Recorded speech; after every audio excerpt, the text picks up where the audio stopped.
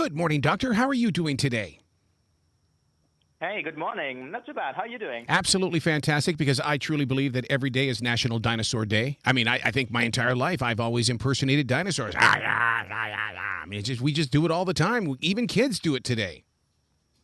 That's what I want to hear. What is it about this beast? Because when you really sit down and start, digging into what they were capable of doing, not so friendly. Well, dinosaurs are incredibly diverse. So, there are big ones, small ones, ferocious predators, peaceful plant-eating animals. I think the diversity is part of the appeal, right? And I think what draws kids in particular to dinosaurs is that in many ways, I think they're essentially like, real-life dragons. It's like, dragons from mythology, except that they were real. Yeah. That's the first time I've ever heard that. And the very second you said that, I was like, yeah, that's exactly what it is. Because before, it's always been a fantasy. Yeah, I think, dinosaurs are somewhere in this strange place where they're part real. When we see their skeletons, I mean, these are all real, stone hard facts. But then there's also room for some imagination, right? Because when you go to a museum, of course, you look at the skeleton, but then you try to imagine what this creature would have looked like in the flesh. And so I think this mix of real facts and imagination is also part of their appeal. So, no, you study the actual skeletons and things like that. Have the vertebrates changed even with the way that we walk and do our thing these days? Because, I mean, it's like I love studying those skeletons. Yeah, skeletons are amazing. I mean, I was in a museum, Oxford University Museum of Natural History a few days ago, and they have this amazing display of different skeletons. And skeletons are amazing. They're aesthetically pleasing as well, right? There's something, for me at least, that's really irresistible about skeletons. They're beautiful, structures of nature. And of course, I've also studied our own skeleton, because you were asking about our vertebrae. I have some experience teaching human anatomy to, future, nurses and medical doctors and surgeons and so on. And one of the things I was always telling my students about is that there's literally nothing in the human body that really makes sense unless you understand the deep time kind of evolutionary perspective, right? And that includes things like our back pain, for example. Why do we have back pain? Why is that something that afflicts so many people? It's a consequence of bipedal walking, right? Upright walking.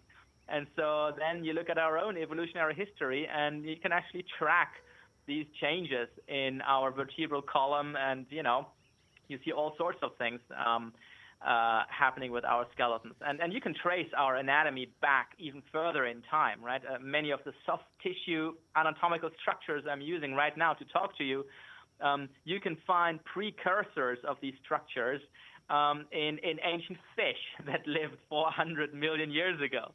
So it's kind of really mind-blowing, but it's also pretty amazing that, all living creatures are, at the end of the day, connected through this big web of anatomy and change through time, right? And so it's really fascinating. See, you're speaking my street, because I totally believe in continuation. We're broadcasting this show live from Andrew Jackson State Park. I'm sitting here next to a beautiful lake outside, and all weekend and into this brand new week, I've been studying animal behavior and looking at the continuation from the goslings that are running around to the red-tailed hawks that are really looking down on things right now.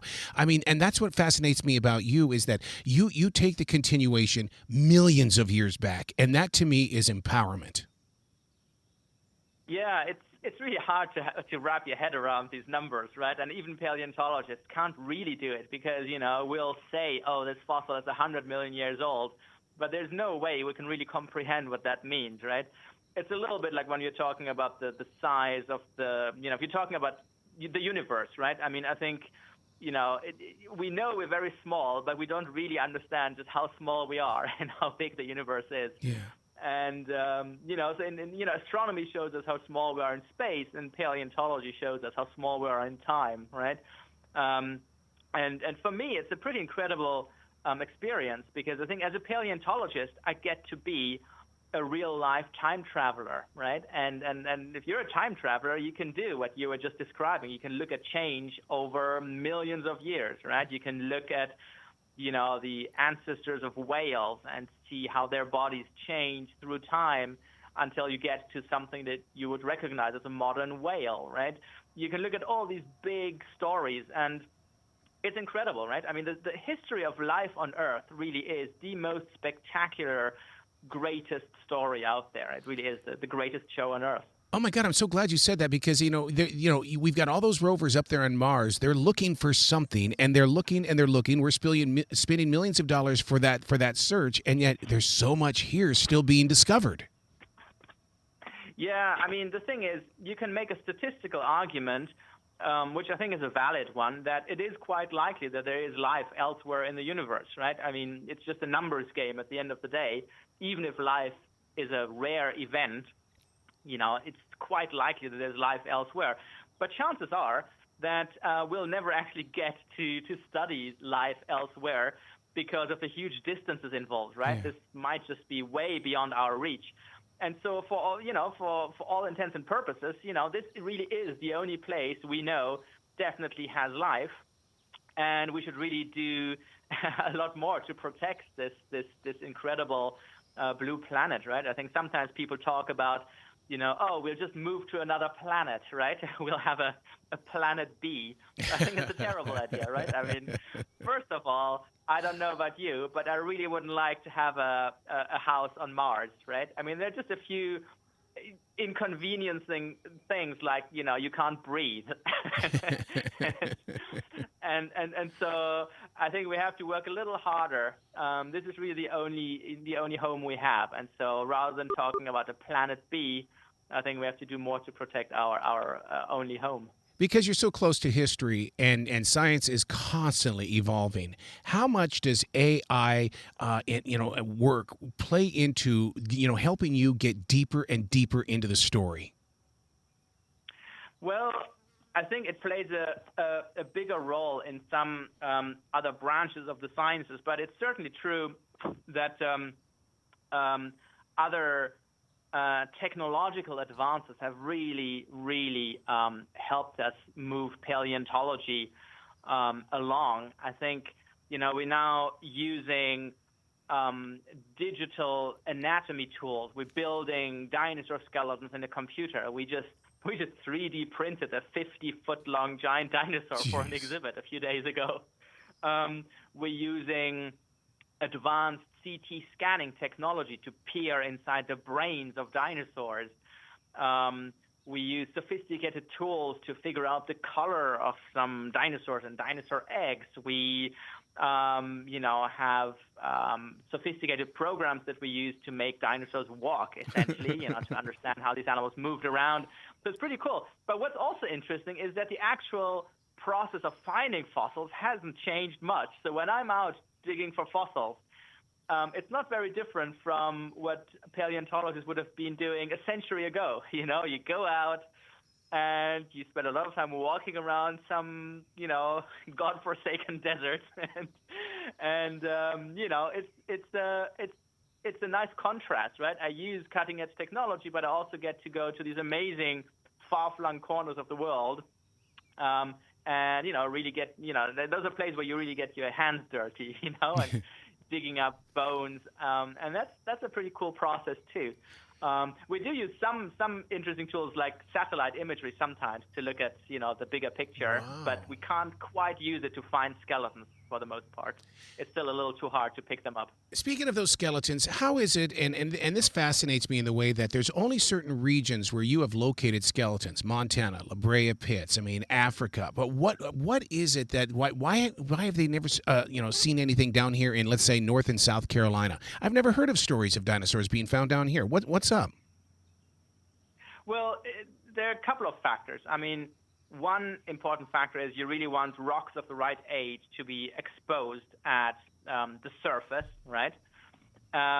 another important factor is, we like to go to deserts because when you go to a desert, you can just see the rocks, right? And there's nothing to obscure the rock. You don't have to deal with these pesky plants, right? Like when you go to places with lots of vegetation, it's a little harder. But having said that, there are some dinosaur discoveries, even from North Carolina. So, we now know that dinosaurs were a global success story. Wow. Okay, there's got to be a website where people can go, because we realize, that National Dinosaur, like I said, National Dinosaur Day is every day because we don't fall out of love with our dinosaurs. Where can people go to find out more information about you and your continued exploration? Well, a couple of things. If you want to find out more specifically about my work and my research, you can, for example, follow me on Twitter. It's Nizar Ibrahim, Ph.D.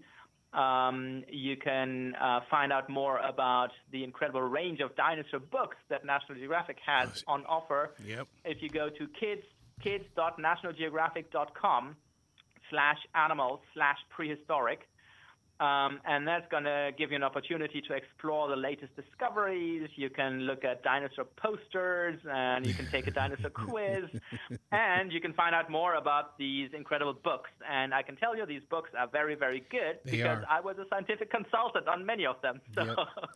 My wife is a school teacher, and she cherishes those books. Oh my God, the way that students react to them and stuff like that, she loves it. Yeah, no, they're really good. So that's really the best starting point for an exploration of the prehistoric world.